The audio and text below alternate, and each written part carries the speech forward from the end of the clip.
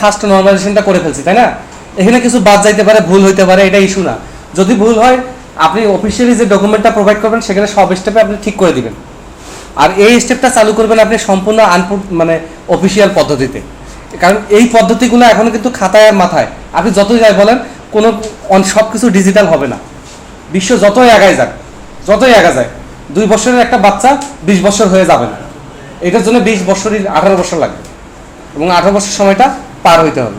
ওই রকম analysis, logic, এইটার কোনো ডিজিটালাইজেশন নাই, ক্লিয়ার? যার কারণে না হলে খাতা কলম এতদিনে হারায় যাইতো। যেহেতু খাতা কলম হারায় যায় নাই, আমরা এই কাজটা খাতা কলমেই করব, এটাই প্রিফার করব। তাহলে আমরা এখানে যাব হচ্ছে সেকেন্ড নর্মাল ফর্মে। সেকেন্ড নর্মাল ফর্মে আমরা বলবো হচ্ছে make new table with common data field, বলবো common data field, then define PK and FK. Common data ফিল্ডগুলোকে নিয়ে আমরা নতুন টেবিল বানাবো, যার কারণে সেকেন্ড নর্মালাইজেশনটা সবাই অপছন্দ করে, কারণ এখানে সবসময় টেবিল বাড়ে। অপছন্দ করলে এই স্টেপ অ্যাভয়েড করা যাচ্ছে না। যেহেতু স্টেপ অ্যাভয়েড করা যাচ্ছে না, তাহলে আমরা স্টুডেন্ট থেকে শুরু করি। ওকে ওকে, তাহলে আইডি নেম কমন না, ইমেল কমন না, father name mother name common না, লোকাল গার্জিয়ান কমন না, student number ID number common না, তাহলে স্টুডেন্ট আইডি, তাই না? স্টুডেন্ট আইডি না বলে আমরা এই ফিল্ডটাকে আইডি নাম্বার বলি। এরকম কিছু কারেকশন আমরা করি, আইডি আন্ডারস্কোর নাম্বার অথবা আইডি নাম্বার, আন্ডারস্কোরটা আমরা কম ইউজ করি। কন্ট্যাক্টস, এটা কমনের মধ্যে পড়ে নাই। ব্লাড গ্রুপও কমন না, A+, B+, A, B, O negative, এগুলোকে আবার কমন করবেন, আবার চান দিবেন। এমনিতে একটা ক্যারেক্টার 2 বাইট নিবে, 2টা ক্যারেক্টার 4 বাইট নিবে, এগুলোতে নর্মালাইজ করার কিছু নাই। অথবা এটাও বাদ, এটাও কমনে ফেললাম না, এটা জাস্ট একটা ডাটা হিসেবে দেখলাম। এডুকেশনগুলো কমন, ঘুরে ঘুরে সবার ডিপ্লোমা, এসএসসি, এইচএসসি এগুলাই আসবে।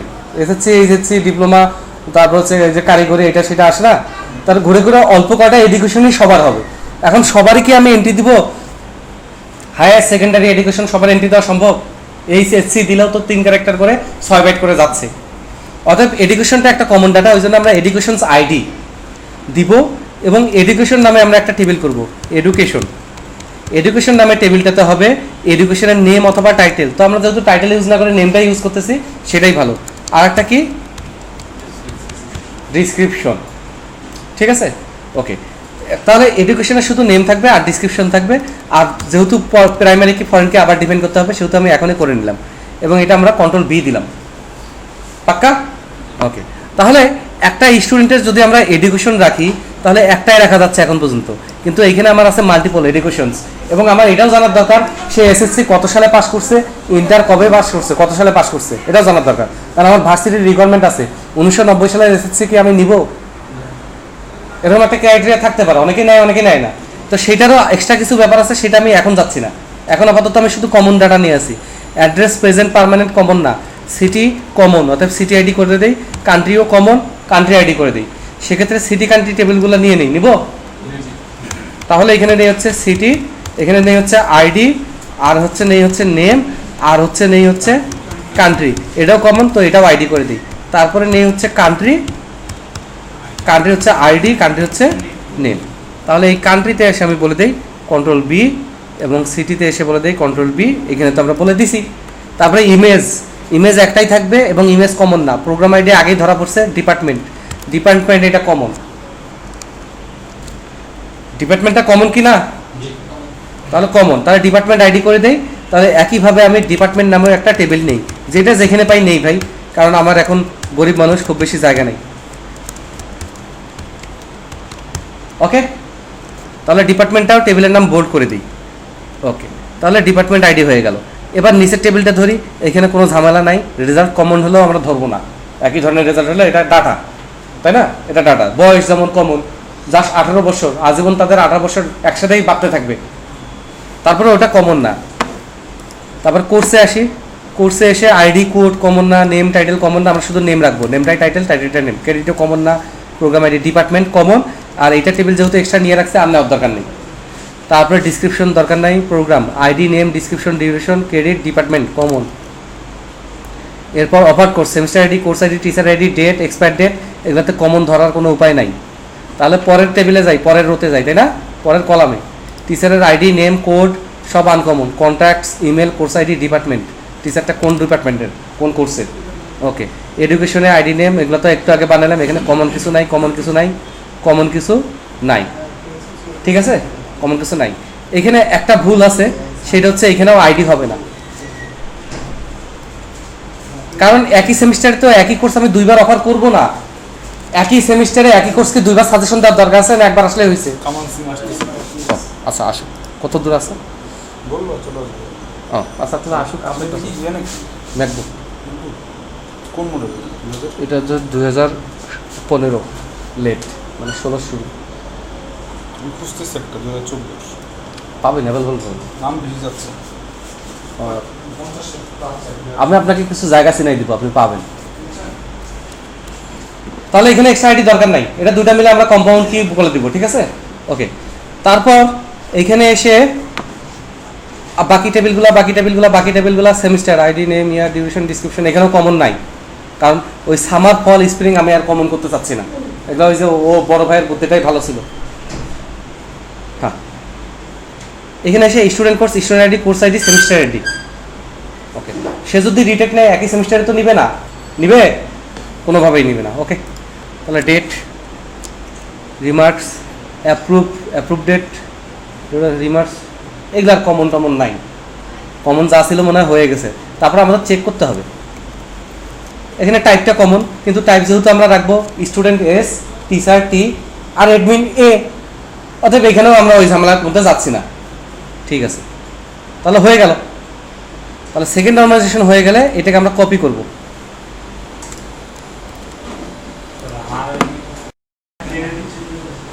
আচ্ছা, এটা কপি করি। কোন এটি? ওরে হার আইডি না, টিচারের ই 8টা, এই সি 8টা পরের লাইনে চলে গেছে। কোথায় দেখছিস তুই, কোথায়?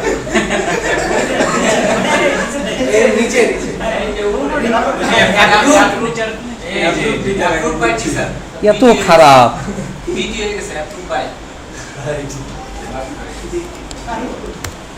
এত খারাপ।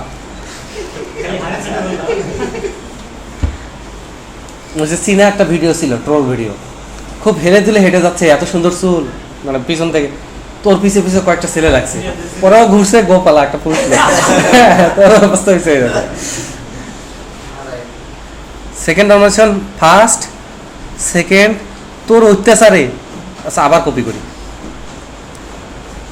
অত্যাচারী ডালিম, মানে মানুষ বলে অত্যাচারী জালিম, আর আমার এখানে হয়ে গেছে অত্যাচারী ডালিম। এখানে আমরা বলি থার্ড নর্মাল ফর্ম। হ্যাঁ, থার্ড নর্মাল ফর্ম। এবার মেক নিউ টেবিল, তার আগে আমরা একটা কথা বলবো, remove and make new table with common data ফিল্ডের জায়গায় আমরা বলবো ইরেগুলার, রিপিটেড।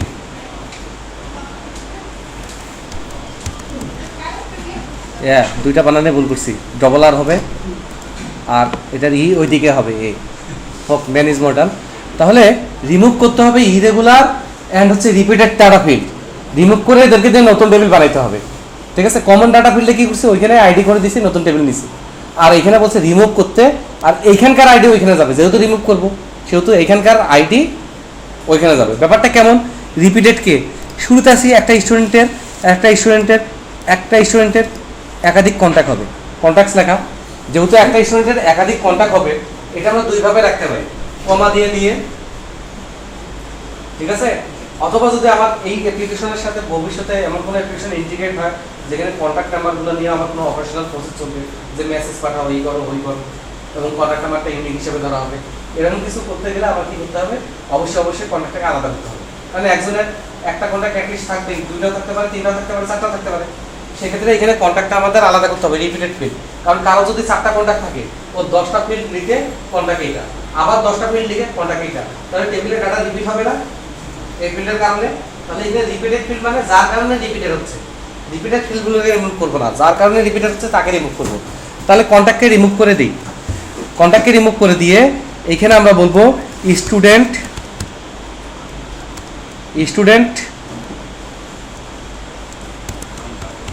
কন্ট্যাক্ট। এখন এ বলবে অ্যাক্ট কি,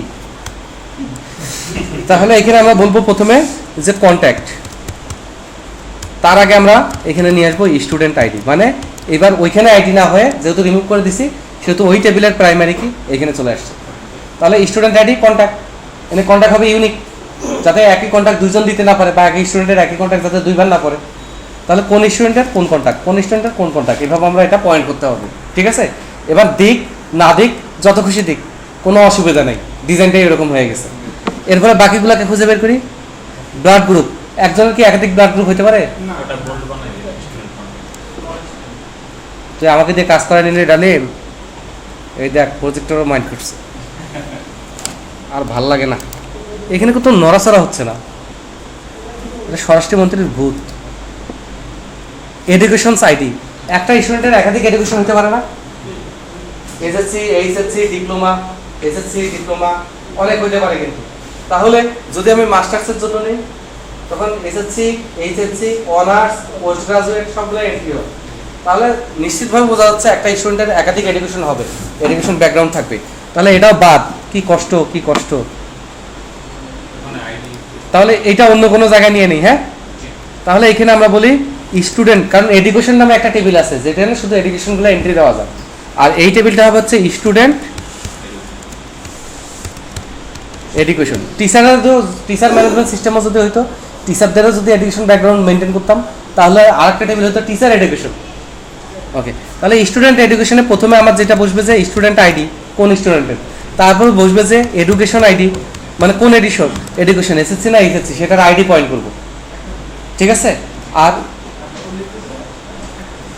এডুকেশন কই গেল, এই যে আইডি নেম ডিসক্রিপশন, নেমে হতে হলো এসএসসি, ডিসক্রিপশনে হায়ার, মানে পুরাটা যেভাবে লিখে রাখতে চাচ্ছেন। যাই হোক, তাহলে স্টুডেন্ট আইডি এডুকেশন আইডি, তাহলে এটা হচ্ছে ইয়ার, কোন বছরে তার এই এডুকেশনটা অ্যাকসেপ্ট হয়েছে, এবং রেজাল্ট কি, রেজাল্ট ওই এডুকেশনে তার রেজাল্ট কি, এবং একটা রিমার্কস। ঠিক আছে, আর একটা থাকবে হচ্ছে বোর্ড, কোন বোর্ড থেকে সে করছে, সিটিআইডি টাইডি না বোর্ড। ঠিক আছে, তাহলে এখানে আমরা বোর্ড রাখতে পারি অথবা বোর্ড আইডিও রাখতে পারি। তাহলে এখানে বোর্ড রাখতে গেলে আরেকটা ঝামেলা, বোর্ড তো ফিক্সড, আমার এই সিস্টেমে তো আমি খুঁজতে পারি যে এই বোর্ডের কে কে আছে, শিক্ষা বোর্ড। তারপর শিক্ষা বোর্ড নতুন হয়, শিক্ষা বোর্ড ভেঙেছে তো নতুন হয় না, ট্রান্সফার হয়, এদিক যায় ওদিক যায়, তাহলে এখানে বোর্ড লাগবে। তাহলে এখানে কি দেই, হ্যাঁ, এখন এই বোর্ড দিলে এটা ক্রাম বোর্ড না বিলিয়ার্ড বোর্ড, তাহলে এটা একটু কনফিউশন ক্লিয়ার করার জন্য এডুকেশন বোর্ড। এখন এটা কমন ডাটার মধ্যে পড়ে গেল, অতএব এডুকেশন বোর্ড আইডি, আমার কিছু করার নাই, এখানে আমার কোনো দোষ নাই। এডুকেশন বোর্ড নামে একটা টেবিল থাকবে, কারণ এটা কমন ডাটা। তাহলে এডুকেশন বোর্ডে থাকবে আইডি, নেম, কোন সিটিতে সে বিলং করে মানে সিটি আইডি, এবং কোন কান্ট্রি। জি ভাইয়া, এখানে শুধু একটা ইমেজ নেবে আর কি, ট্রান্সক্রিপ্ট এডুকেশনের জায়গায় ভার্সিটি যেটা করে। যদি এরকম হয় যে যেই এডুকেশন সেই এডুকেশনের একটা প্রুফ নেবে ভার্সিটি, ভালো কথা বলছেন, ভালো কথা বললে যে আমি রাখবো না সেটাও তো কোনো নিয়ম নেই, মানুষ যে কোনো কারণেই রাখতে পারে, তাই না? ওকে, ব্যাপার হচ্ছে যদি এমন হয় যে স্টুডেন্ট যে এডুকেশনটা নিচ্ছে আমি তো এন্ট্রি দিলাম, কিন্তু সেটা ডকুমেন্ট রাখছে কিনা বা সেটা ডকুমেন্ট আছে কিনা, রোল নাম্বার আরও তো রাখা লাগে, রোল নাম্বার, রেজিস্ট্রেশন নাম্বার, এইটা সেইটা। তাহলে আমরা ও যখন এখন প্রসঙ্গ তুলে ফেলছে, আর যেহেতু এটা এডুকেশনাল ইনস্টিটিউট, তাহলে এখানে আরও কিছু লাগবে, যা হয়েছে তো রোল, রেজিস্ট্রেশন, এবং এটার একটা ডকুমেন্ট, তাই না? ওকে, তাহলে এখানে ডকুমেন্টটা কি দিছে, ট্রান্সক্রিপ্ট দিছে, সার্টিফিকেট দিছে, প্রশংসাপত্র দিছে, নাকি এডমিট কার্ড দিছে, নাকি রেজাল্ট শিট দিছে, সেটার জন্য একটা টাইপ রাখা লাগে, ডকুমেন্ট টাইপ, কোন ডকুমেন্ট দিছে ইয়া করে। তো অত কিছুতে আমরা না যাই, হ্যাঁ যাব, ডকুমেন্ট টাইপ, এটাও আবার ডকুমেন্ট টাইপটা ফিক্সড করে দিব আমরা, যে আমরা কি কি নেই ডকুমেন্ট টাইপে। আমি যেটা ডাটাবেজে এন্ট্রি থাকবে, যে মার্কশিট, সার্টিফিকেট আর প্রভিশনাল সার্টিফিকেট, এই তিনটার মধ্যে যে কোনো একটা, তাই না? কিন্তু আমি আর ওই ঝামেলায় গেলাম না, এটা টেক্সট ফিল্ড হবে, এখানে ইউজারই লিখে দিবে যে ডকুমেন্টটা হচ্ছে মার্কশিট। ওকে, হ্যাঁ, এটা আর আমি ঝামেলা করলাম না। আর এখানে ডকুমেন্ট ইটসেলফ, কে ডকুমেন্ট ইটসেলফ, অ্যান্ড ডকুমেন্টটা রাখতে গেলে অবশ্যই এটা পিডিএফ অথবা ইমেজ ফরম্যাটে কোনো কিছু একটা। তাহলে এটা বলছি ভাই, তোকে অন্তরের অন্তরস্থল থেকে ধন্যবাদ, যদিও আমার রাগটা কমে গেল, কিন্তু ধন্যবাদ। এটার কারণে এখন এই যে ডকুমেন্ট কিভাবে মেনটেন করে এটা ডেস্কটপেও শিখবো, এভাবেও শিখবো, ঠিক আছে। কিন্তু তুই যে আমার খাটিটা বাড়াইলি রাসেল, এটা আমি মনে রাখবো। এডুকেশন বোর্ড আমরা কান্ট্রি আইডি দিয়ে দিতে পারি। কেন? এডুকেশন বোর্ড, বাংলাদেশে কতগুলো এডুকেশন বোর্ড আছে? বাইরে যে যুগ পড়ছে, রাজশাহী এডুকেশন বোর্ড রাজশাহীতে নাও হইতে পারে, বগুড়া হইতে পারে, পুরা রাজশাহী বিভাগের ওটা বগুড়া হইতে পারে না। ঝামেলা করিস না ভাই। কই কান্ট্রি এডুকেশন বোর্ডে? হ্যাঁ, তো কান্ট্রি আসবে না, সিটি থাকলে ওর পিছে পিছে কান্ট্রি আসবে বা কান্ট্রি আইডি। তো সিটি যদি ঢাকা হয়, ওটা বাংলাদেশের মধ্যে না। এটা ডেফিনেশন এখনো পাই নাই। আমরা ম্যাথমেটিক্যালি আগাই, আমরা রিপিটেড আর ইরেগুলার ফিল্ডে আছি ভাই, ঝামেলা না করি আমরা। হ্যাঁ, এখানে কেউ বিরোধী দল নাই, আমরাই। এই স্টুডেন্ট, একই স্টুডেন্টের একই এডুকেশন, ওই সোমালিয়া এদিক, একই স্টুডেন্টের একই এডিশন দুইবার বসবে না, বিধায় এই দুইটাকে মিলে আমরা প্রাইমারি কি করে দিব, ঠিক আছে। কেউ যদি বলে যে স্যার আমি তো ইমপ্রুভমেন্ট দিছি, যে এইচএসসিতে আমার প্রথমে সেকেন্ড ডিভিশন ছিল, পরের বার ইমপ্রুভমেন্ট দিয়ে আমি স্টার পাইছি, ও আমি তো বুড়া লোক, আমি খালি এগুলাই বলি, এখন তো এ প্লাস। যে প্রথমবার আবার এ প্লাস ছিল না, এ মাইনাস ছিল, ইমপ্রুভমেন্ট দিয়ে এ প্লাস হয়েছে, তাহলে আমি এ প্লাসেরটা নিব, তার দুইটা নিব না। তাহলে একটা স্টুডেন্টের একটা এডুকেশন একবারই বসবে, তাই না? তাহলে এই দুটো মিলে প্রাইমারি কি করছি, ভালো করছি না? তাহলে এইটা আমরা কিন্তু আগে জানতাম না, এখন কাজ করতে এসে দেখি এটার ব্যবহার বেশি। সবাই ডিসএগ্রি করছে, অতএব আরিফ তুমি আগাও।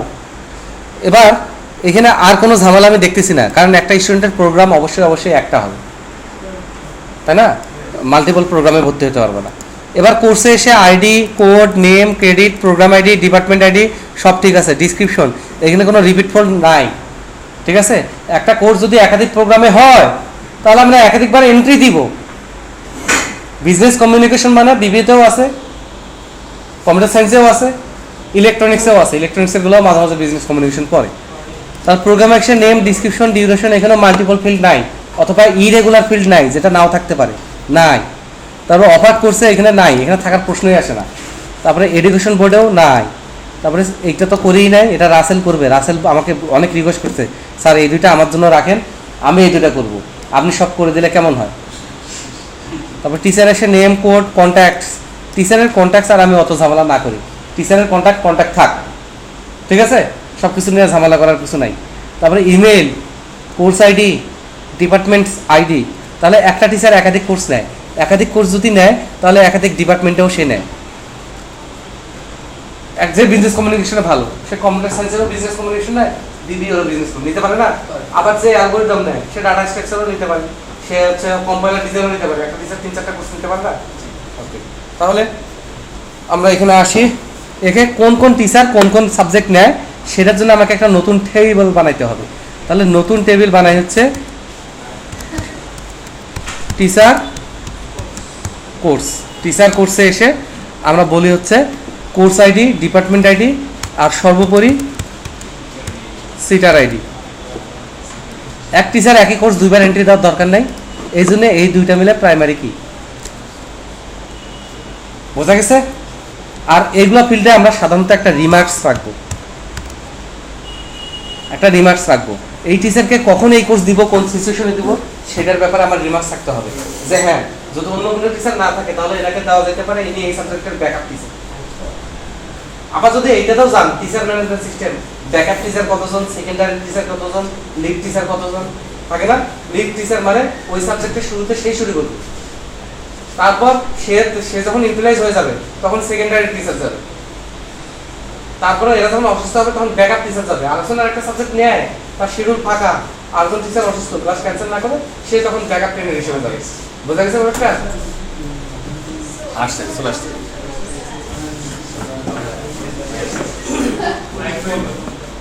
ওকে, আমরা এদিকে দেখি।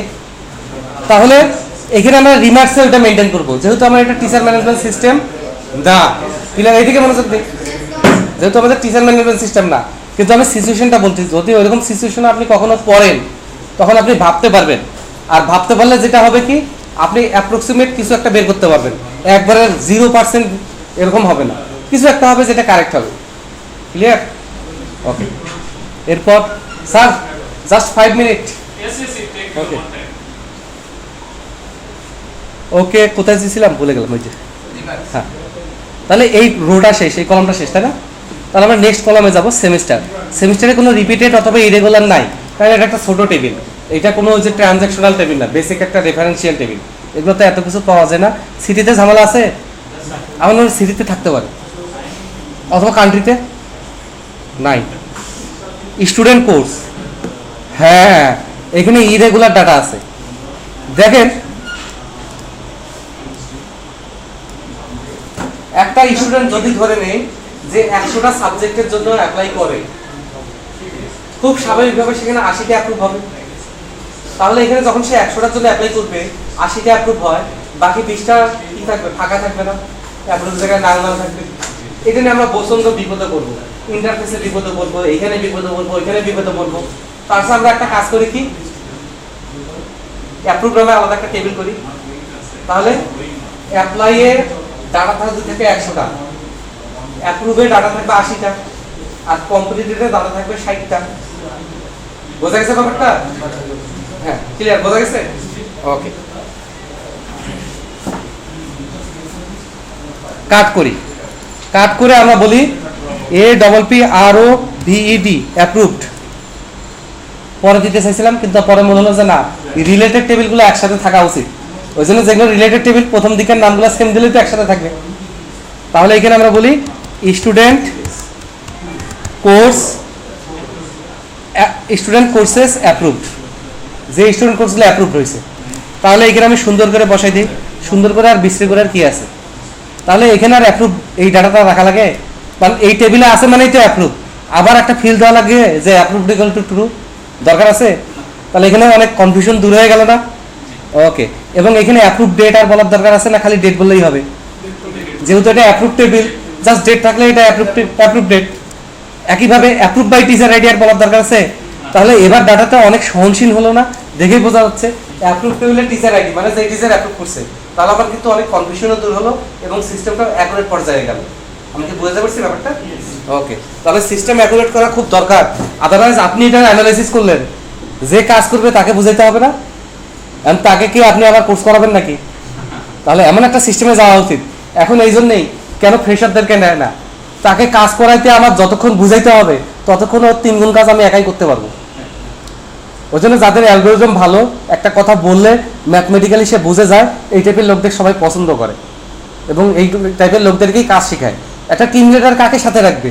যে ওর কাজটা বুঝে, প্যাটার্নটা ধরে ফেলছে, তাকে সাথে রাখলে ওর সুবিধা, ও একটু বাইরে টাইরে গেলে একে দিয়ে ম্যানেজ করতে পারবে। তাহলে সবসময় লোকজন সহযোগী চায়, প্রতিদ্বন্দ্বী চায় না। বোঝা গেছে ব্যাপারটা? আর আমরা কি করি, ফ্রেশার যারা শুরুতে জবে ঢুকে সবাইকে প্রতিদ্বন্দ্বী ভাবি।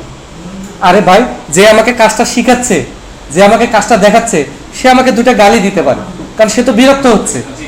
সে ভাবতেছে আমি এগুলো পারি, তুই পারিস না কেন? তো আপনি যদি তাকে বড় ভাই মনে করেন, ও বড় ভাই আমাকে 2টা গালি কেন, 2টা থাপ্পড়ও দিতে পারে। এইভাবে নিলে যখন তার আপনি কথা শুনবেন, বুঝতেছেন না, তার পিছিয়ে পিছিয়ে, তখন তারও কোনো উপায় থাকবে না।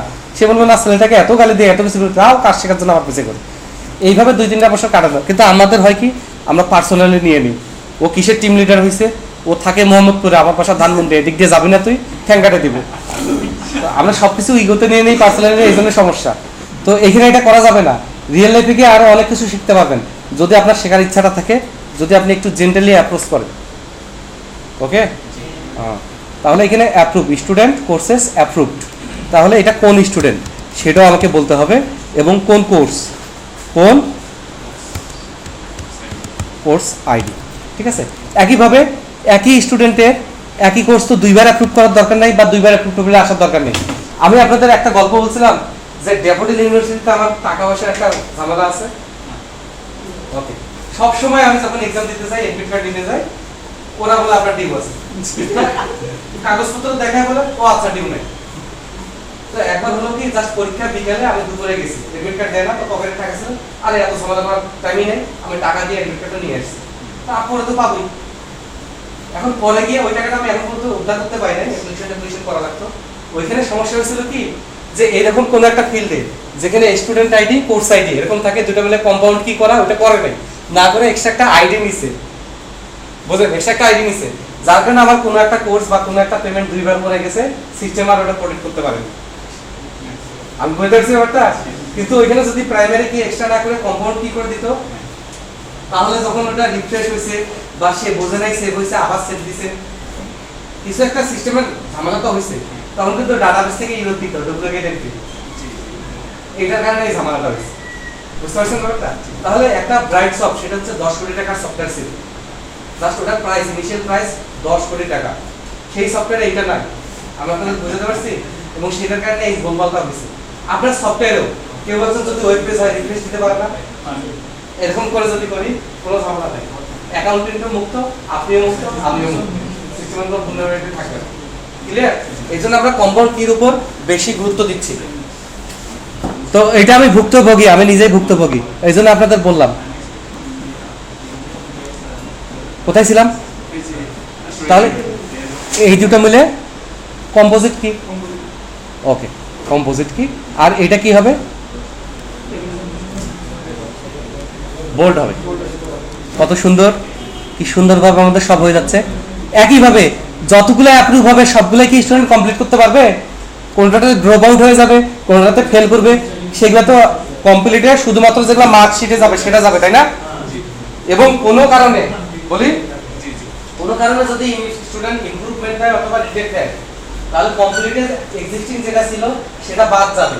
কারণ মার্কশিটে কি একটা সাবজেক্ট দুইবার থাকবে, যে একবার সে 4 পাইছে একবার 5 পাইছে, তাহলে কমপ্লিটে অবশ্যই বেস্ট রেজাল্ট যেটা এবং প্রত্যেকটা সাবজেক্ট একবার থাকবে। তাহলে কমপ্লিটেডটাও সবার থাকতে নাও থাকতে পারে, এটা আমরা বলতেছি ইরেগুলারটা, যেটা আমরা এটা কি বাদ দিব? ওকে, দেখেন এখন কিন্তু আপনারা ইনপুট দিতে পারতেছেন অনেক, এবং আমার ধারণা আমাদের যদি অনেক সময় থাকতো, ল্যাপটপ যদি ফাঁকা থাকতো, আমি এখন ঘুরে বেড়াতাম, তারপরে 1 ঘন্টা পরে এসে আপনাদের কাছে আমি পাইতাম, তাহলে আমার এত খাটনি ছিল না, আমি হয়তো 90% অ্যাকুরেট পাইতাম। ওকে, তাহলে আমরা এখানে বলবো যে কমপ্লিটেড স্টুডেন্ট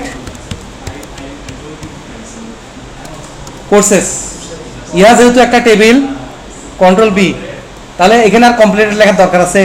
এই টেবিলে আসছে মানেই কমপ্লিটেড, এই টেবিলে আসছে মানেই কমপ্লিট। একজন হাই তুলেছেন, একটি বড় ভাই। তাহলে এখানে আমরা বলবো যে কোন স্টুডেন্ট, এবং যেহেতু কমপ্লিটেড হয়েছে তাহলে রেজাল্ট কত দেখা যায় না? কারণ এখন তো বিলাসিতা করার অনেক সময়, এখন আমাদের টাকা পয়সা হয়েছে, গাড়ি বাড়ি হয়েছে, আমরা সব পারি। তাহলে স্টুডেন্ট আইডি আর হচ্ছে কমপ্লিটেড ডেট আর বলার দরকার আছে? শুধু ডেট, আর এখানে কোর্স আইডি, কোর্স আইডি আর হচ্ছে ডেট আর হচ্ছে রেজাল্ট। আরও একটা রাখি রিমার্কস। রিমার্কস একটা ভালো ফিল্ড, অনেক কিছু অজানা ইস্যু চলে আসে যেটা রিমার্ক দিয়ে পার করা যায়, জানেন তো?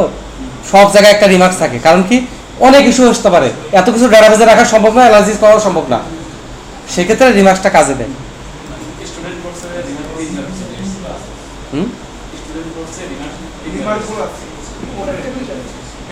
ও ওইটা কাটি নাই আর, তাই না? এটা গরিব মানুষ তো, গরিবদের অনেক প্রবলেম।